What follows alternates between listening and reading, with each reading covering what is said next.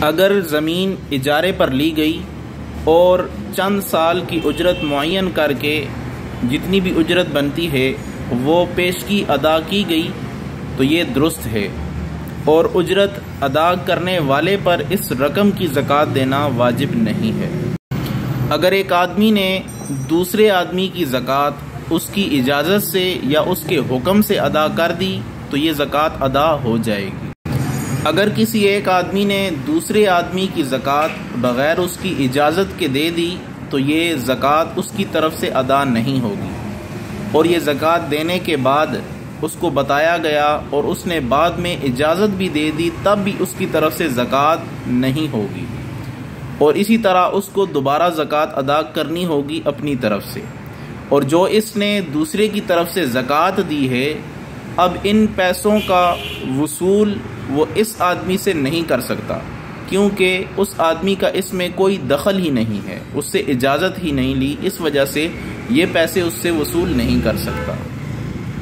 چاند کے حساب سے سال ختم ہونے پر صاحب نصاب کے پاس جتنا مال ہوگا اس پر زکوٰۃ واجب ہوگی۔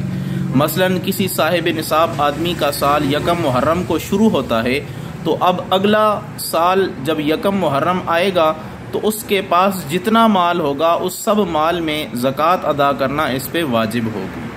اور جیسے ہی اگلے سال کا یکم محرم آئے گا تو یہ آدمی کا سال جو ہے یہ مکمل ہو جائے گا۔ سال کے دوران اگر مال آتا رہا تو اس مال پہ الگ سے سال پورا کرنا یہ ضروری نہیں ہے، بلکہ اصل نصاب پہ سال پورا ہو گیا ہے اور بیچ میں جتنا مال آ رہا ہے ان سب کو ملا کر کل سرمایے میں سے زکوٰۃ ادا کرنا ضروری ہے۔ مثال کے طور پر کسی آدمی کے پاس 5 لاکھ تھے اور وہ تاریخ تھی یکم محرم۔ اب جب جیسے ہی اگلا سال آیا تو اس کے پاس اس سال کے اختتام پر ٹوٹل مال جو ہے یا ٹوٹل رقم جو ہے وہ 10 لاکھ کی بنتی ہے، تو اب اس کو 5 لاکھ میں زکوٰۃ ادا کرنا ضروری نہیں، بلکہ 10 لاکھ سے زکوٰۃ ادا کرے گا تب اس کی زکوٰۃ ادا ہوگی۔ اگر صرف 5 لاکھ سے زکوٰۃ ادا کرے گا اس کی زکوٰۃ نہیں ہوگی، اور 10 لاکھ سے کرے گا تو اس کی زکوٰۃ ہو جائے گی۔